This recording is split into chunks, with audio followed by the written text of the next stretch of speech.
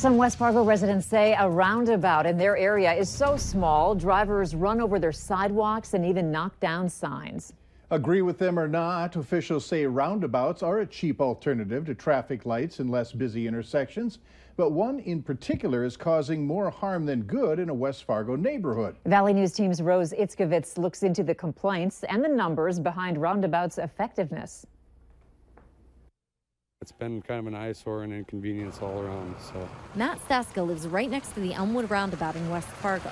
He says he and other neighbors never wanted it. There's been semis down the road here. They try to make the turn and they literally drive right over the yard. He says signs are also constantly knocked over. Tire tracks here in the snow show that drivers ignored the roundabout and went straight through the middle. In fact, a recent Nextdoor post says it causes more problems than it was meant to fix. Several neighbors agreed. I don't know how well the planning was put into the roundabout.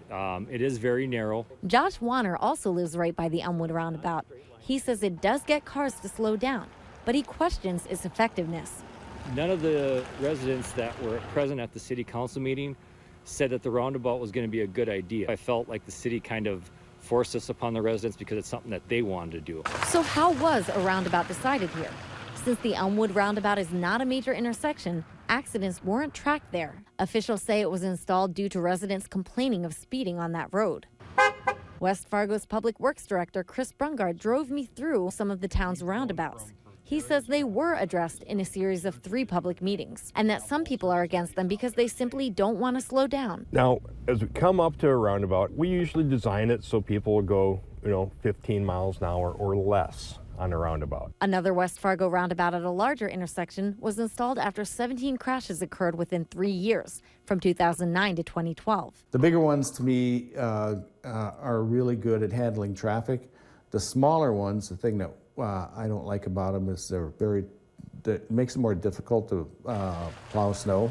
I'm not as big a fan of having a roundabout in the smaller neighborhoods. Mayor Mattern says if people are unhappy with the roundabout, the city will listen, which resident Matt Staska can attest to. He once complained too many signs in the roundabout were obstructing drivers' view of the road. They agreed to us right away when these signs were a problem. 2 days later, they were down, so they have worked with us. That was Rose Itzkovitz reporting. And to be more specific, Mayor Rich Mattern says residents can bring up any issue, either in a city commission meeting or by writing a letter or signing a petition. And again, they will listen.